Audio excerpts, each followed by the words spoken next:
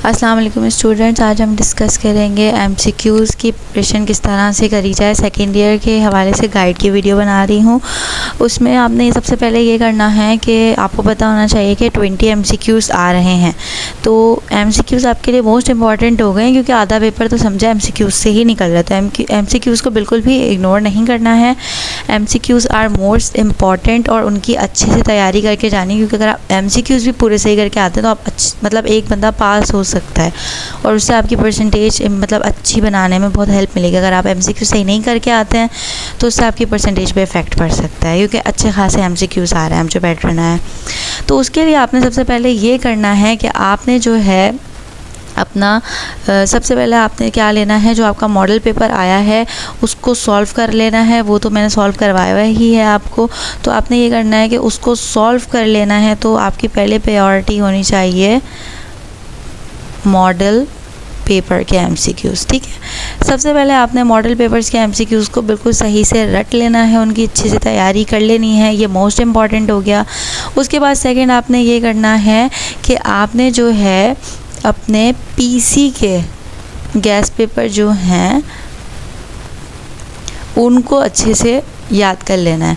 अब मैंने यहाँ पे पीसी के गैस पेपर और मॉडल पेपर पहले इसलिए कहे हैं क्योंकि ये जस्ट 20 एमसीक्यूज़ हैं। ये आप एक दफ़ा कर लेंगे और फारिग हो जाएंगे। उसके बाद आप इसको एक साइड पे रख देंगे ताकि आपको बार बार इसकी टेंशन ना हो। आपको ये हो जाएगा कि मैंने दो चीज़ों के कर लिए कंप्लीट। और काफ़ी सारे एमसीक्यूज़ जो है मॉडल पेपर से भी लग सकते हैं, पीसी से भी लग सकते हैं, लेकिन ये छोटे हैं इसलिए मैंने ये आपको पहले बताया। उसके बाद आपने ये करना है कि जो 10 ईयर हैं, लास्ट 10 ईयर के जो पास पेपर्स हैं वो यूजुअली सॉल्व ही हुए होते हैं 10 ईयर के अंदर। तो उसमें आपने ये करना है कि उनके जो एमसीक्यूज़ हैं उनको बहुत अच्छे से याद कर लेना, चाहे वो बॉटनी के हों चाहे वो ज़ूलॉजी के हों।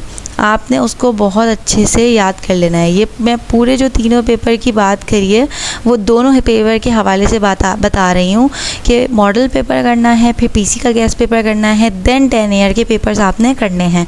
10 ईयर में आपने से लास्ट से स्टार्ट करना है। पहले 2019 कर लिया, फिर 18 कर लिया, फिर 17 कर लिया। इस तरह से आपने पीछे पीछे करते जाना है और अपने पास पेपर्स के एमसीक्यूज़ लाजमी याद करना है।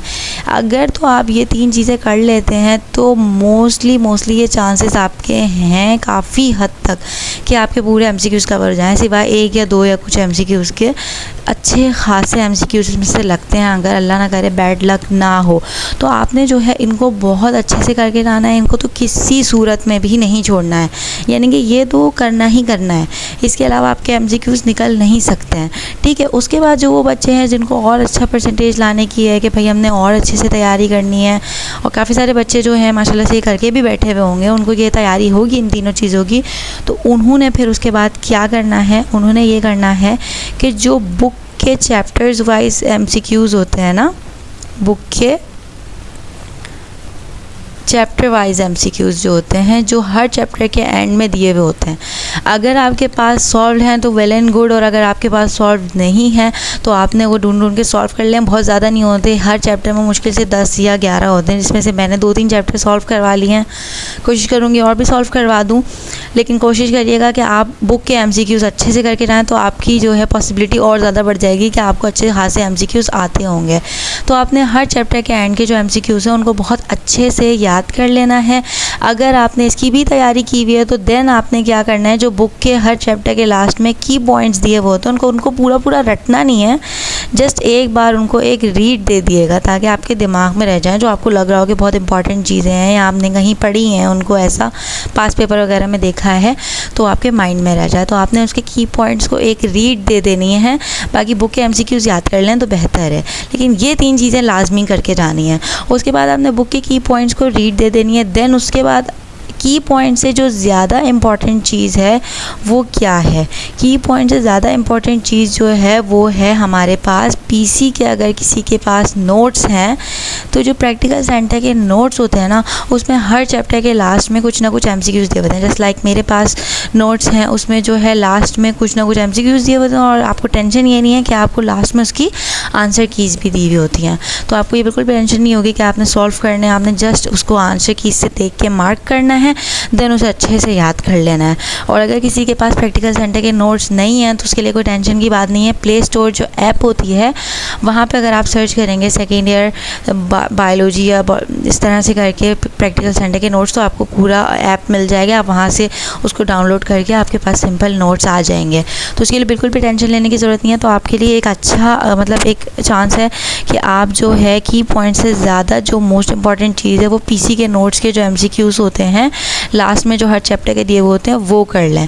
अगर आपने वो कर लिए हैं, उसके आखिर के बार दोबारा बता रही हूँ, आंसर पहले से ही आंसर की दी हुई होती हैं तो सॉल्व करने का भी कोई झंझट नहीं है।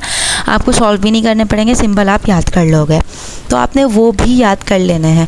उसके बाद अगर आपको टाइम बच रहा है तो आपने की पॉइंट्स को रीड दे देनी है। और अगर की पॉइंट्स को भी आपने रीड दे दिए, मज़ीद आपने देखना है, तो लास्ट में मैं आपको ये कहूँगी कि आपने उससे पहले मैं आपको ये बता दूँ कि जो पीसी के नोट्स मैंने आपको कहे तो अच्छे खासे चैप्टर हैं, मतलब 13 चैप्टर हैं।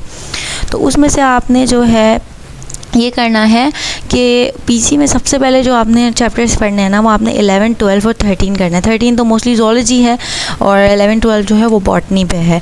तो बॉटनी में बॉटनी के चैप्टर्स और ज़ूलॉजी में ज़ूलॉजी के चैप्टर्स, यानी 13, 12 एंड 11 ये जो है MCQs के हवाले से काफ़ी इंपॉर्टेंट होते हैं। इनके अंदर से बहुत ज़्यादा बातें पूछी जा रही होती हैं। तो अब इतना टाइम तो है नहीं कि आपने पूरी बुक के चैप्टर को रीड देनी है। तो आपने सिंपली ये कर लेना है कि क्या करना है कि जो पीसी के नोट्स हैं उसमें सबसे पहले आपने 11, 12 और 13 चैप्टर को कवर करना है ताकि आपके जो ज़्यादा MCQs आते हैं हो रहे हैं। देन उसके बाद आपने किसी और चैप्टर पे जाना है। फॉर एग्जांपल आप किसी भी चैप्टर पे चले जाते हैं जो आपको मुश्किल लगता है, आपको लगता है उसकी आपकी अच्छी तैयारी नहीं है, तो आपने वो MCQs याद कर लेना। बाकी आपको ये दिमाग में रखना है कि जो भी शॉर्ट, लॉन्ग या जो भी आपने क्वेश्चंस याद करे हैं उसके अंदर से भी कोई एग्जैक्ट लाइन पूछी जा सकती है। बस आपने जो है अपना हाजिर जवाब रहना है और बिल्कुल मतलब एब्सेंट माइंडेड नहीं रहना है।